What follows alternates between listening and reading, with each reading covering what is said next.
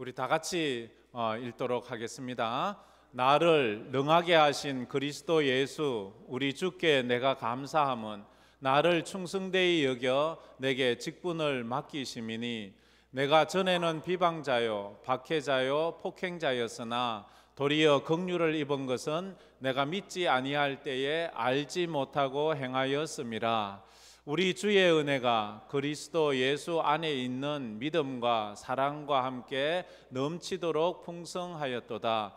mit보다 모든 사람이 받을 만한 이 말이여, 그리스도 예수께서 죄인을 구원하시려고 세상에 임하셨다 하였도다. 죄인 중에 내가 괴순이라.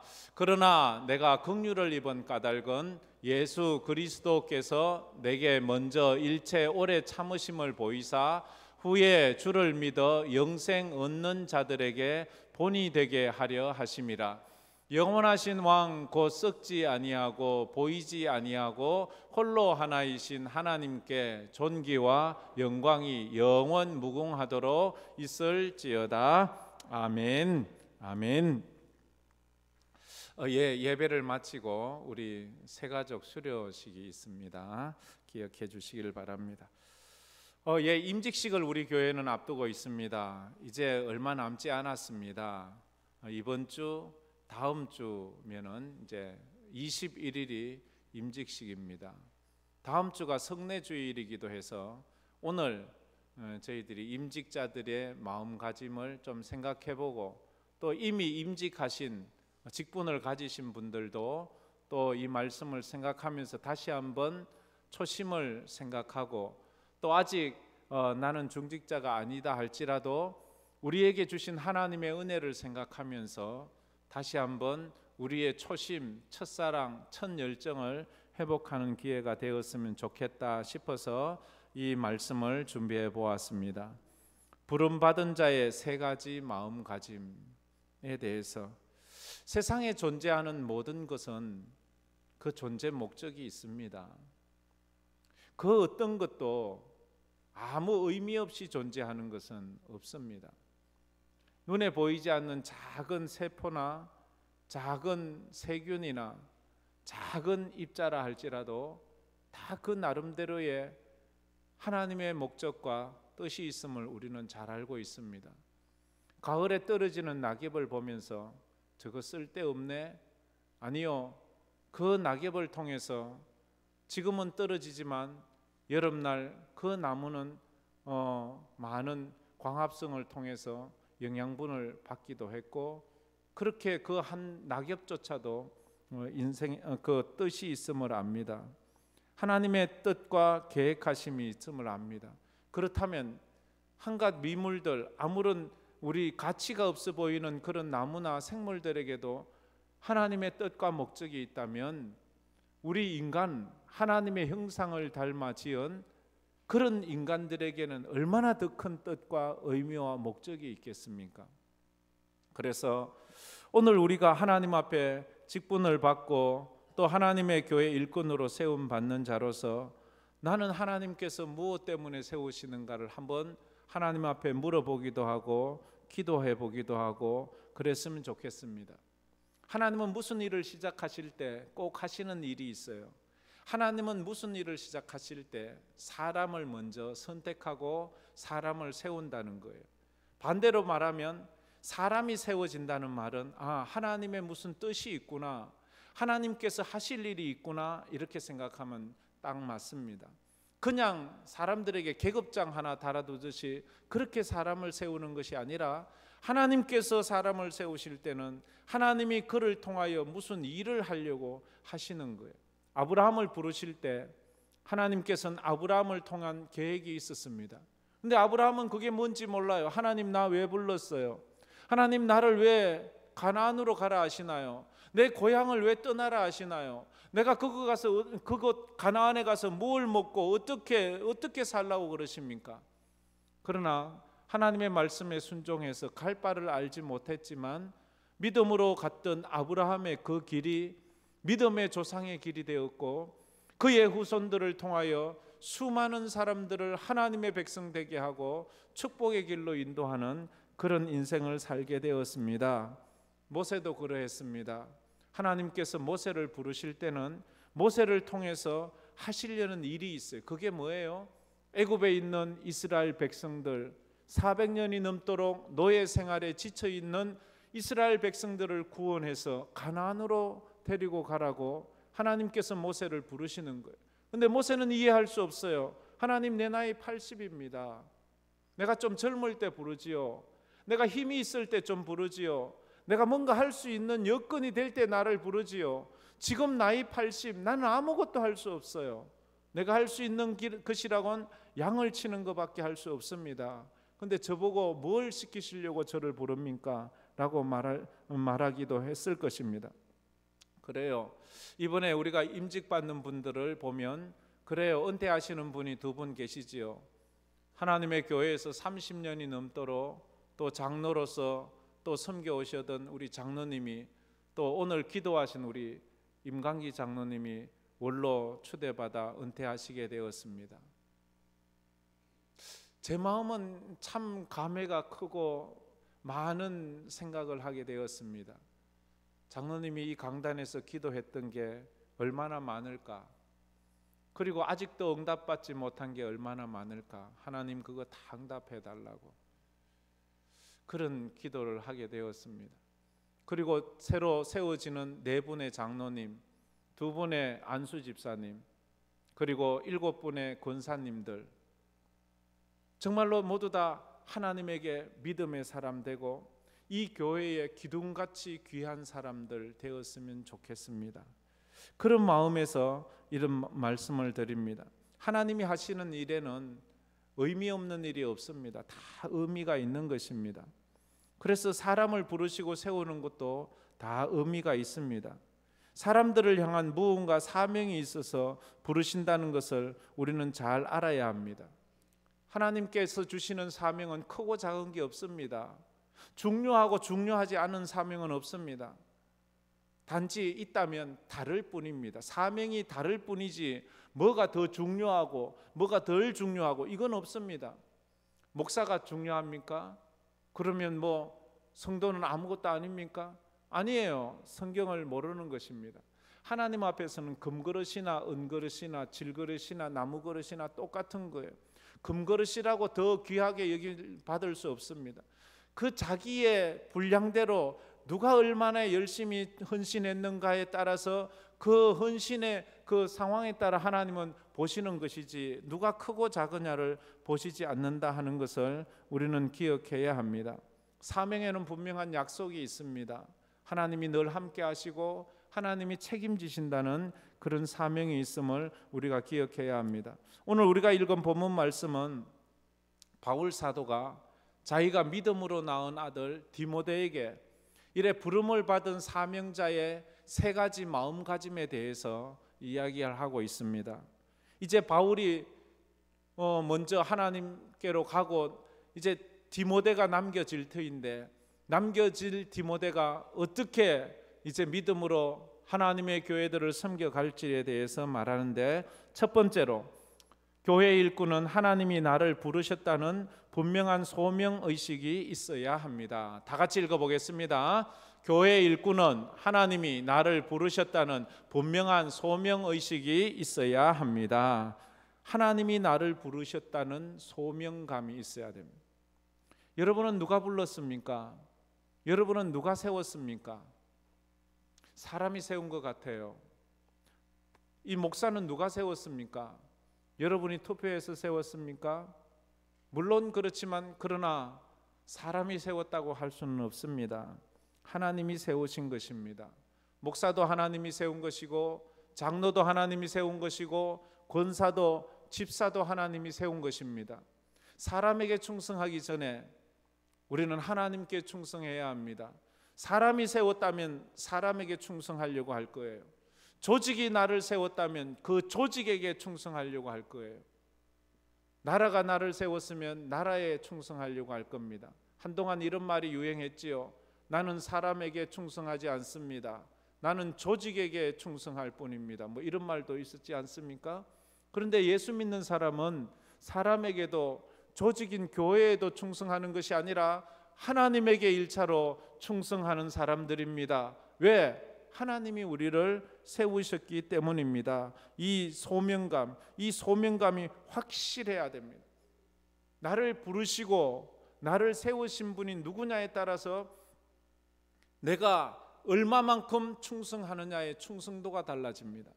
사람이 나를 세웠다고 하면 사람들이 나를 인정해 주지 않으면 집어치웁니다. 사람들이 내게 박수 쳐주지 않으면 돌아섭니다. 왜? 사람들이 세웠다고 생각하니까.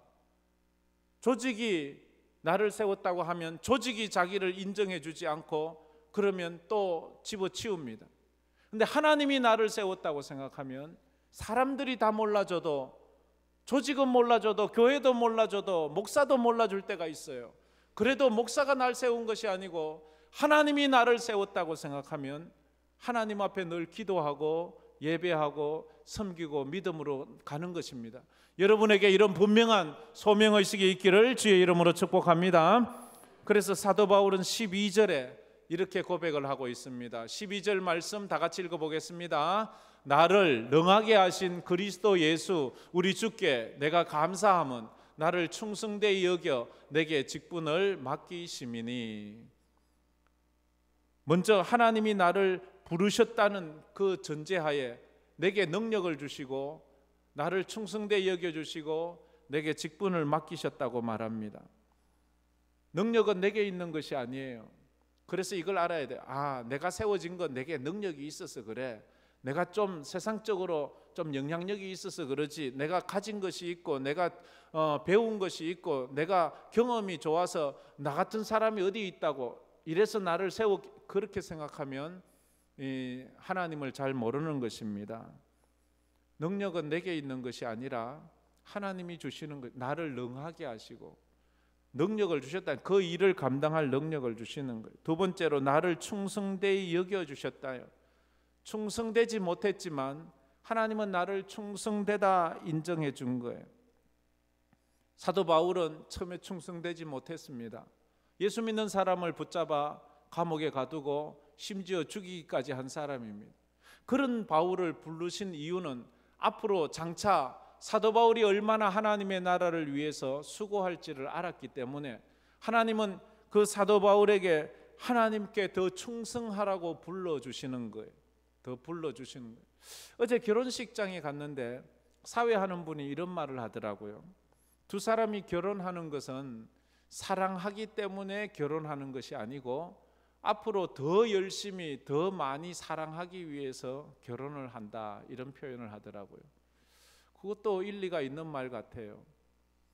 우리가 하나님의 교회의 일꾼으로 세워지는 것은 우리가 충성된 일꾼이라서 세워지는 것도 있겠지만, 그러나 앞으로 더 열심히 하나님의 교회를 위해서 충성하고 헌신하라고 세우는 거예요. 어떤 사람은 직분을 받으면 지금까지는 열심히 했으니까 이제 난 아무것도 안 할래, 이런 사람이 있습니다. 아니요, 직분을 준 것은 더 열심히 일하라고. 나라가 이렇게 장관을 세우고 국회의원을 세우고 무슨 공직을 주는 것은 그 일을 맡아서 더 열심히 일하라고 주는데, 그 자리에 앉아가지고 뇌물이라 받고 그 자리에 앉아서 갑질이라 하고 그렇게 그 자리 세우는 것 아니잖아요. 다 알지요. 그런데도 사람들이, 어리석은 사람은 그 자리에 앉아서 나라를 위해서 국민을 위해서 헌신과 희생을 하지 않다가 불명예스러운 인생을 사는 사람이 많지 않습니까?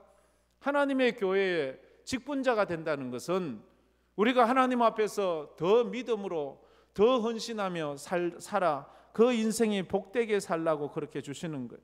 내게 직분을 맡기심이니 라고 사도 바울은 말해. 직분은 내가 쟁취하는 것이 아니에요. 내가 임의로 가지는 것이 아니에요. 내게 직분을 주시는 분은 하나님이시다. 내가 목사가 된 것은 하나님이 나를 목사를 만드셨다 하는 이 분명한 소명의식이 없으면 사람 눈치 보고 환경 탓하고 뭐 탓하고 하면서 엉뚱한 소리 하지요. 하나님이 나를 부르셨다면 얼마나 나는 더 충성해야 합니까? 나보다도 더 열악한 상황에서 하나님을 섬기고 있는 수많은 사역자들이 얼마나 많은지 몰라요. 우리 선교사님들만 해도 지금 다음 주에 당장 전쟁터로 나가서 사역을 해야 돼. 저는 전쟁터는 안 가잖아요. 지금 뭐 얼마나 어려운 그런 상황에서 사역을 하는 분들이 얼마나 많은지 모릅니다. 늘 하나님께서 이 주신 거예요. 똑똑하다고 준 게 아니에요. 부자라고 준 것도 아니에요. 능력 있다고 준 것도 아니에요. 저 사람은 능력이 있으니까 아니에요. 잘 사는 나라라고 하나님이 쓰시는 게 아니에요. 우리 조선을 왜 하나님이 쓰셨나요? 조선이 잘 살았나요? 뭐 능력이 있었나요? 가난한 나라, 망한 나라, 식민지였는데 그 나라에 하나님은 선교사들을 보내셔서 우리 조선을 사용하기를 원하셨어요. 이해할 수 없어요. 하나님, 조선이 뭐라고? 왜 선교사님들을 보내서 선교사님들이 이곳에서 순교를 하고 그 어린 피덩이 자식들, 선교사님 아이들이 여기서 풍토병에 죽고 전염병에 죽고 부인이 죽고 자기 선교사님도 죽고, 선교사님들이 우리 조선에 빚진 게 있나요? 우리 선교사님들이 조선에 와서 죽어야 될 이유가 있나요? 무슨 이유가 있나요? 그분들은 자기 고국에 있었으면 더 편안하게 더 잘 살 수 있는 그런 환경에 있는 사람들인데 왜 이렇게 이런 모를 이 극동지방에 와서 이 고생하며 죽은, 이건 하나님께서 우리 조선을 쓰시기 위해서, 이 조선을 사용하여 하나님께서 큰 일을 하라고 가난한 나라를 쓰셨어요. 그래서 하나님께서 선교 한국이 되게 하셨어요. 여러분이 예수를 믿게 된 것은 여러분이 똑똑하고 잘나서라고 생각하지 마세요. 그래, 나 정도는 돼야지. 그래, 나 정도 되는 사람이 교회 가야지. 교회 폼도 나지. 그래 생각하십니까? 아니요, 그렇지 않습니다. 예수님도 병든 자들, 소외된 자들, 멸시받는 자들, 그런 자들을 먼저 부르셨고, 그리고 이 조선에서도 천대받은 쌍것들, 쌍놈들, 백정들, 천대받는 억울한 죄수들, 병든 자들, 문둥병자들, 뭐 이런 사람들 모여서 그렇게 교회가 시작되지 않았습니까?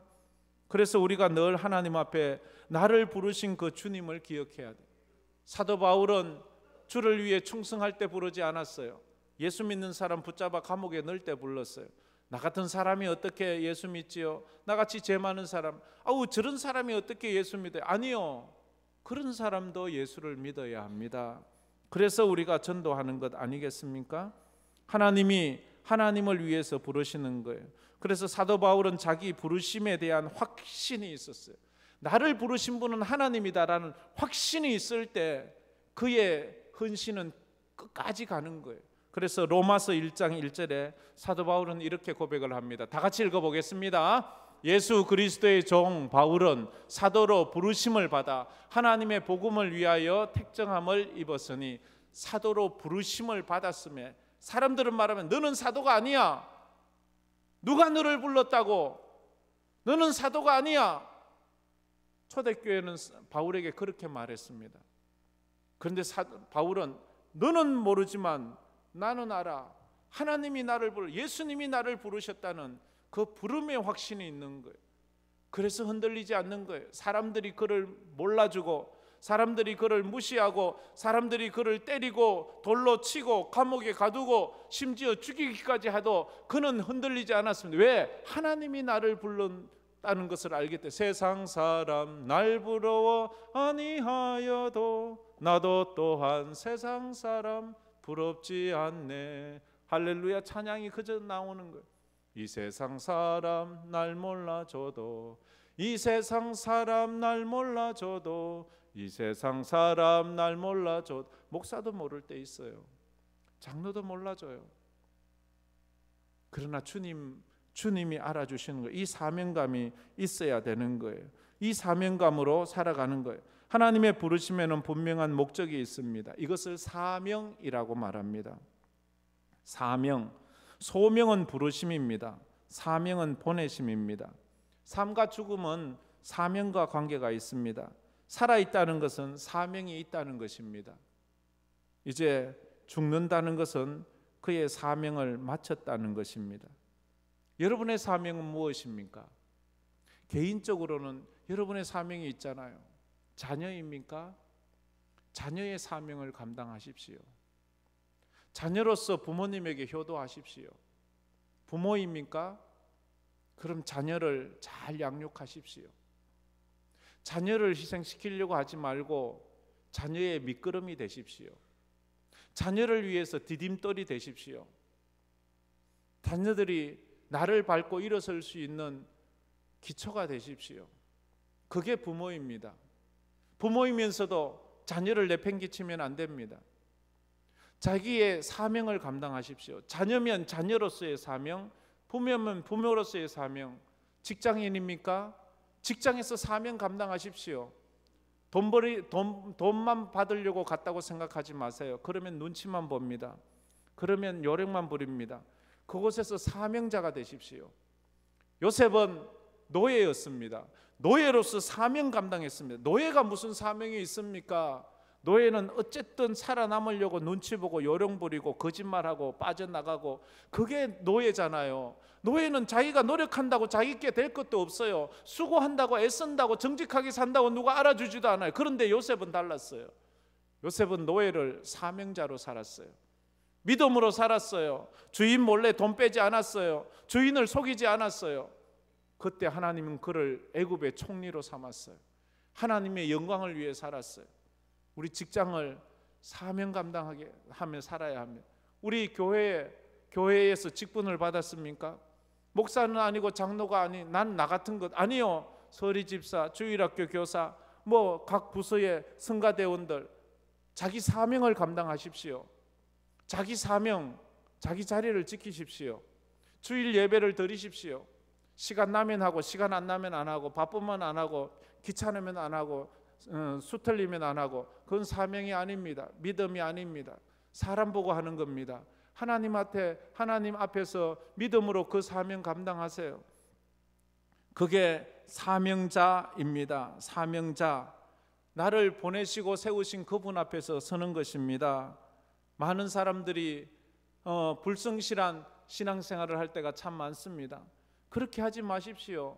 하나님 앞에 정말로 믿음의 사람으로 세워졌으면 좋겠습니다. 특별히 이번에 임직받는 분들, 정말로 하나님께서 나를 세우신 이유가 무엇일까? 한번 임직받기 전까지 곰곰이 계속 기도해 보세요. 하나님, 나를 왜 권사로, 안수집사로, 왜 장로로 세웁니까? 하나님, 나같이 불중한데요, 나같이 못난데요, 성격도 같아서 하면 삐지고 이러는데, 그래서 하나님께서는 다듬기 위해서 하는 것 아닙니까? 그래서 하나 돼야 되고 겸손해야 되고 그런 거예요. 부르심에는 은혜가 있습니다. 사명에는 은사가 따릅니다. 은사가 있다는 것은 사명이 있다는 거예요. 나를 불러주시고 내게 사명을 주셨을 때 비로소 내 인생에 의미가 있어집니다. 지금까지는 의미 없는 인생이었던 것 같은데 예수를 만나고 내 사명을 깨달을 때 내 인생에 의미가 생기는 거예요. 김춘수 시인의 꽃처럼 이 사명자들에게 참 어울리는 시이거든요. 내가 그의 이름을 부르기 전에는 그는 다만 하나의 몸짓에 불과했다. 내가 그의 이름을 불러주었을 때 비로소 그는 꽃이 되었다. 그래요, 우리가 하나님께서 우리 이름을 부르시고 우리를 하나님의 자녀 삼고 하나님의 일꾼 삼을 때 내 인생의 의미를 깨닫게 되는 거예요. 내가 왜 이 땅을 살아가는지, 내게 왜 이런 은혜를 주셨는지 그때 깨닫고 그것이 감사해서 살아가는 거예요. 그래서 늘 그 은혜 가운데 살아가는 거예요. 그래서 저는 이 평신도 여러분들을 정말 존경합니다. 우리 장로님을 존경하고 우리 수고하시는 우리 이렇게 성가대원이나 이 안내위원이나 목자들이나 이런 분들 참 존경합니다. 왜요? 나하고는 비교할 수 없는 영성을 가지고 있잖아요. 나는 목회자로서 부끄러울 때가 많습니다. 나는 돈 받고 일하잖아요. 여러분은 돈도 안 받는데 왜 이렇게 열심히 일합니까? 이게 은혜예요. 누가 더 영성이 있습니까? 여러분들이 더 열심히 믿으셔야 돼요. 우리가 하나님의 은혜가 아니라면 손해보는 짓 안 합니다. 그래서 우리 황금교회가 이 종말의 때에 더 믿음으로 정말로 하나님 기뻐하시는 그런 사명자들이 되었으면 좋겠습니다. 두 번째로 자신을 부르시고 직분을 주신 하나님께 대한 감사의 마음이 있어야 합니다. 다 같이 읽어봅시다. 자신을 부르시고 직분을 주신 하나님께 대한 감사의 마음이 있어야 합니다. 하나님께 대한 감사, 직분 주심에 아우 이 귀찮아 죽겠어, 아우 피곤해, 뭐 주니까 할 수 없이 받기는 하는데, 아우 그런 생각을 하신다면 참 본인이 얼마나 힘드세요. 그리고 옆에 있는 사람이 보는 것도 힘듭니다. 이제 하나님 내 마음을 바꾸어 주세요. 이 감사, 이게 얼마나 감사한지 아십니까? 첫째, 예수 믿은 것이 얼마나 감사한지 아십니까? 여러분은 예수를 믿게 되어 감사한 적이 있습니까? 눈물로 감사한 적이 있습니까? 제가 가끔 얘기하죠. 저는 처음 예수 믿고 믿음이 생겼을 때 제가 예수 믿게 된 것에 대해서 불평을 많이 했어요. 왜 내가 예수 믿게 됐지? 왜 나를 전도했지? 나를 전도한 친구가 미웠어요. 그래서 불평했어요. 야, 네가 나를 전도해서 내가 얼마나 힘든 줄 알아? 네가 나를 전도해서 우리 집이 얼마나 어려운 줄 알아? 그런데 문제는요, 내가 그래 불평하는데도 내 마음에 믿음이 있으니까 예배 자리에 올 수밖에 없고 예수를 떠날 수가 없는 거예요. 그런데 힘드니까 원망하고 불평하는 거예요.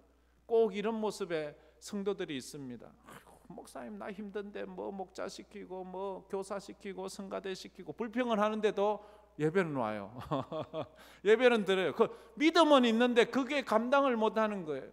그러다가 제가 어느 날 제가 하나님의 은혜를 깨닫고 나를 전도한 그 친구가 그렇게 감사해요. 나를 예수 믿게 한 하나님이 너무 감사한 거예요. 그래서 너무너무 감사하다가 이 신학교를 가고 목사가 되고 그렇게 이 감사가 깨달아져야 돼요. 감사가 깨달아지지 않으면 자식들이 사춘기 때 엄마 왜 나 낳았어? 이렇게 키울 거면 왜 나 낳았어? 나한테도 용돈도 안 줄 거면 왜 나 낳았어? 나한테 좋은 거 안 사줄 거면 뭐 이런 철없는 못된 소리를 하지요. 그러면서도 집에 들어와서 밥 얻어 먹잖아요. 그런데 어느 날 철이 들어 어머니께서 자기를 낳으신 그 은혜를 생각할 때 너무 감사해요. 엄마 너무 감사해요. 너무너무 감사해요. 나 같은 거 낙태하지도 않고 나를 낳아주시고 내가 그렇게 원망할 때 나 내쫓지도 않고 나를 또 받아주고 먹이고 입혀서 그렇게. 그래서 결혼식장에 가면 그렇게 많이 울더라고. 그 철이 들어서 우는 건지 모르겠어요. 그리고요, 애 놓고 나면 여자들은 뭐 다 또 이렇게 어머니 은혜를 생각하면서 이게 그런 거예요. 하나님의 은혜에 직분자는 감사해야 돼요. 그래서 바울도 13절에 바울이 이렇게 말했죠. 다 같이 읽어보겠습니다. 내가 전에는 비방자요 박해자요 폭행자였으나 도리어 긍휼을 입은 것은 내가 믿지 아니할 때에 알지 못하고 행하였습니다. 자기가 전에 비방자요 박해자요 폭행자요 이런 자기를 구원하셨잖아요. 하나님 어떻게 나 같은 죄인을 어떻게 구원하셨나요? 이것이 감사로 변하는 거예요. 나 같은 죄인 살리신 주 은혜 놀라워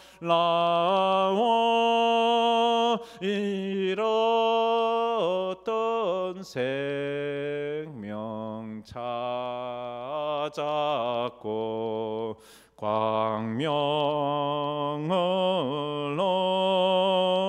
얻었네. 나같이 무가치한 쓸모없는 인간을 하나님이 불러주셔서 하나님의 사람 되게 해서. 그래서 15절에 그가 또 이렇게 고백을 합니다. 15절 말씀 한번 읽어봅시다. mit보다 모든 사람이 받을 만한 이 말이여 그리스도 예수께서 죄인을 구원하시려고 세상에 임하셨다 하였도다. 죄인 중에 내가 괴순이라. 내가 죄인의 우두머리입니다. 주님, 저 사람들이 죄인이라 하지만 나는 그들보다 더 큰 죄인입니다.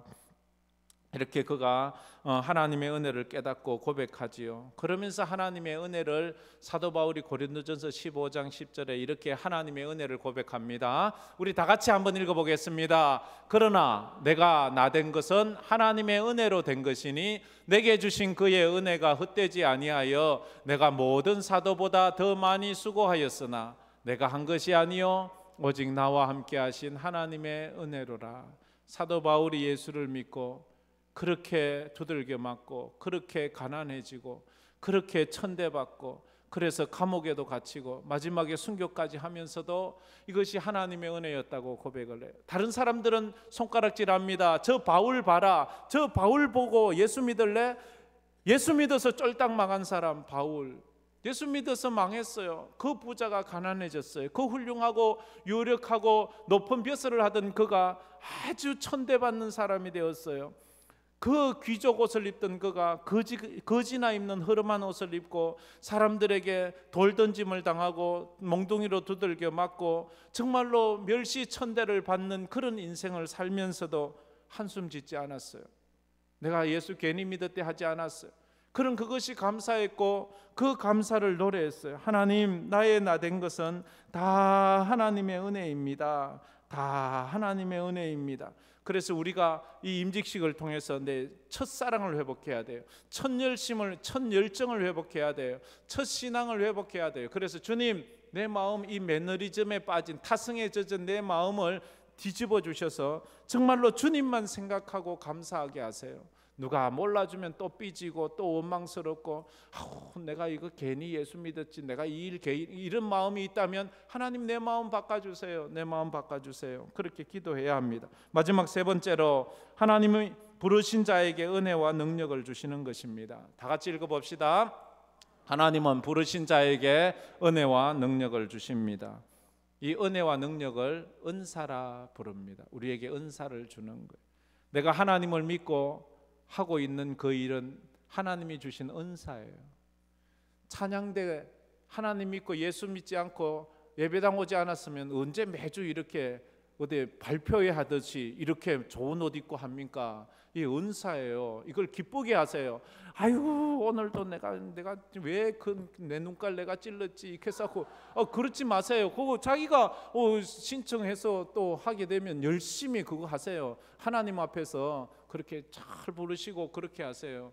안내하시는 분들도 그러고 그렇게 하세요.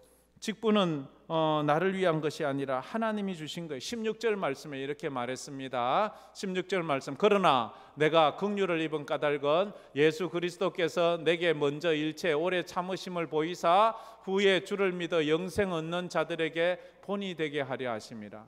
영생 얻는 자들에게 본이 되라고 내게 이런 은혜를 주시고 은사를 주신 거예요. 예수 이렇게 믿는 겁니다. 예배 이렇게 드리는 거예요. 헌신은 이런 겁니다. 하나님 이렇게 믿는 거예요. 먼저 된 사람 이걸 보여주세요. 이번에 임직하시는 분들, 이 권사님들, 권사 이렇게 되는 거예요. 권사는 이런 겁니다. 이름만 내놓는 그게 권사 아니에요. 이렇게 말해요. 가서 뭐 큰 소리 치는 게 권사가 아니에요. 권사는요 이런 거예요. 한번 섬김의 본을 한번 보여주세요. 성경대로 하세요. 믿음으로 하세요. 힘들고 남들이 안 하겠다는 것 그런 거 다 하세요. 남들이 힘들다는 것 다 그런 거 하세요. 그러면 축복이 있을 것입니다. 은혜가 있을 거예요. 안수 집사도 그렇게 하세요. 또 장로도 그렇게 하세요. 장로 앞에서 예배 때 기도하라고 장로 뽑는 거 아니에요. 기도는 아무나 할 수 있어요. 그러나 장로로서 할 일을 하세요. 양무리의 본을 보이세요. 양무리들을 섬기세요. 아픈 사람을 찾아 신방을 하시고 기도를 하시고 이름 모르게 하나님의 교회를 쓸고 닦는 그런 장로가 되세요. 그런 장로가 될 때 하나님께서 기뻐하시는 거예요. 그냥 거드름이나 부르려면 그 장로 힘들잖아요. 우리가 장로 섬기려고 하는 게 아니에요. 장로님이 교회를 섬겨야 될 거 아니에요. 그런 분들이 다 되어 정말 하나님 앞에 영광 돌렸으면 좋겠어요. 하나님은 자격 있는 사람을 부르시는 것이 아니라 부르신 사람에게 자격과 능력을 주세요. 다 같이 읽어봅시다. 하나님은 자격 있는 사람을 부르시는 것이 아니라 부르신 사람에게 자격과 능력을 주십니다. 믿습니까? 그래서 아이고 하나님 나 아무것도 없어요. 목사님 나 아무것도 못해요. 나 시키지 마세요. 나 안 돼요. 안 돼요. 하나님이 능력 주세요. 하나님이 하게 하세요. 저는 능력이 있었으면 목사합니까? 여러분이 그러면 나도 안 할래요. 나도 못해요. 이렇게 말하면 그건 뭐라고 하겠어요? 그럼 그만두세요 이러겠지. 그렇잖아요. 못하겠다면 그만둬야지. 못하겠다면서 계속 거기서 걸림돌 되면 안 되잖아요. 하나님 앞에 최선을 다하면 하나님이 힘 주시는 거예요. 믿습니다. 할렐루야. 자격은 내게 있는 것이 아니라 하나님이 주시는 거예요. 내게 능력 주시는 자 안에서 내가 모든 것을 할 수 있느니라. 성도는 강하기 때문에 섬기는 것이 아니라 섬기면서 강해지는 겁니다. 구원은 믿음으로 받았지만 축복은 직분에 충성함으로 받는 거예요. 구원 받았습니다. 믿음으로. 이제 축복도 받으세요. 그래서 그 직분이 축복이 되기를 주의 이름으로 축원합니다. 우리 이 말씀 생각하면서 이 찬양 한번 부르겠습니다. 나를 지으시니가 하나님, 나를 부르시니가 하나님, 나를 보내시니도 하나님, 나의 다 된 것은 다 하나님 은혜라.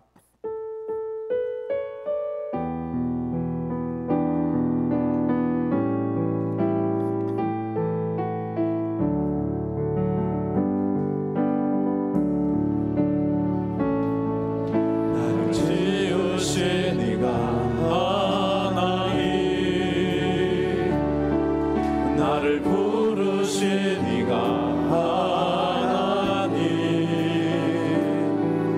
나를 보내시니도 하나님, 나의 나 된 것은 다 하나님 은혜라. 나의 달려갈 길, 나의 달려갈 길 다 가도록, 나의 마지막 호흡, 나의 마지막 호흡 다 하도록, 나로 그 십자가 본게 하시니, 나의 나 된 것은 다 하나님 은혜라. 한량없는 은혜, 한량없는 은혜, 바쁠 길 없는 은혜, 내 삶을 애워 사는 하나님의 은혜. 나 주저함 없이 그 땅을 밟은 곳, 나를 붙드시는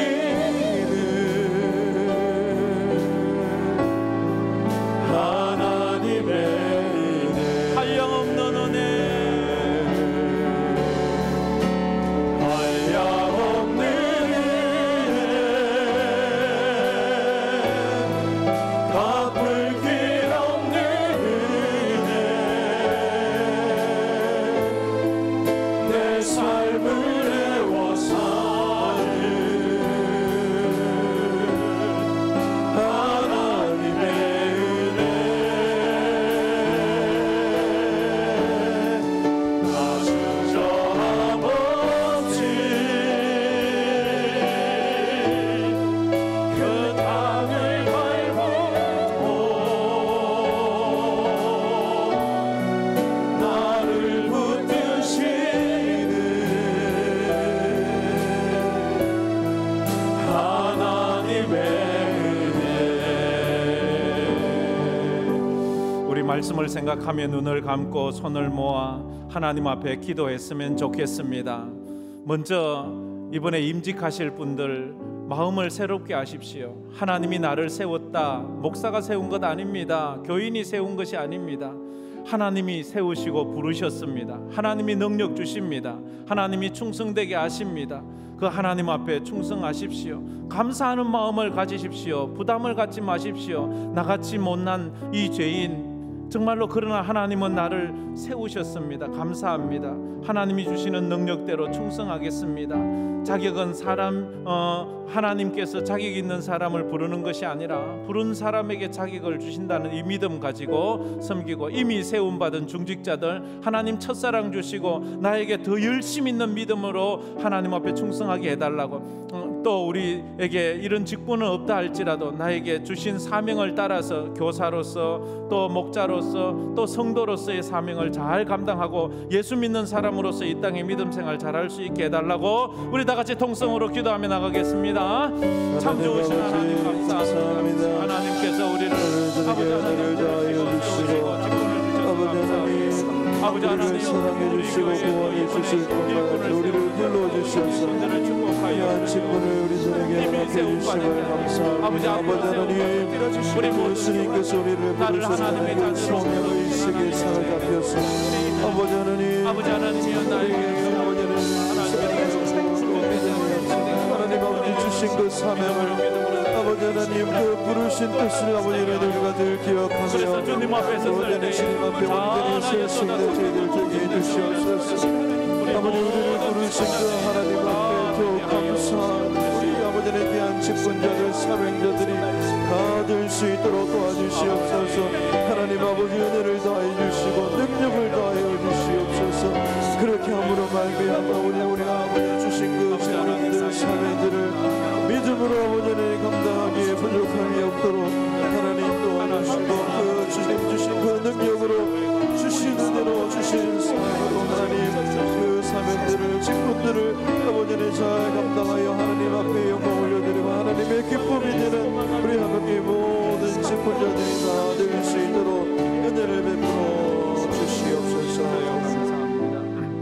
그러나 내가 나된 것은 하나님의 은혜로 된 것이니 내게 주신 그의 은혜가 헛되지 아니하여 내가 모든 사도보다 더 많이 수고하였으나 내가 한 것이 아니요 오직 나와 함께 하신 하나님의 은혜로라. 하나님 감사합니다. 부족한 죄인 영주고 지옥의 불구덩이에 떨어질 수밖에 없는 우리를 구원해 주셔서 하나님의 자녀 삼아 주시고 하나님의 교회의 일꾼으로 세워주심에 감사합니다. 우리가 부르신 자가 하나님임을 깨닫게 하여 주시옵소서. 사람에게 충성하는 자가 아니라 조직에 충성하는 자가 아니라 하나님과 하나님의 나라에 충성하는 우리 모든 직분자들이 되게 하여 주시옵소서. 날마다 나를 부르신 하나님의 은혜에 감사하게 하시고 하나님께서 주시는 자격을 따라 능력을 따라 믿음으로 충성할 수 있는 우리 모든 성도 되어 그것이 축복이 되게 하여 주시옵소서. 지금은 우리 주 예수 그리스도의 은혜와 우리 하나님 아버지의 무한하신 사랑하심과 성령님의 감화 감동으로 충만하심이 하나님의 말씀 앞에 정말로 순종하며 믿음으로 직분을 받아 그 직분을 통하여 하나님 앞에 영광 돌리며 겸손히 모든 교회와 성도를 섬기기로 마음에 다짐하는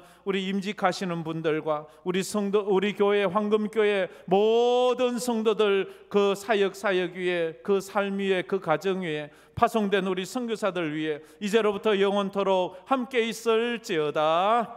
아멘.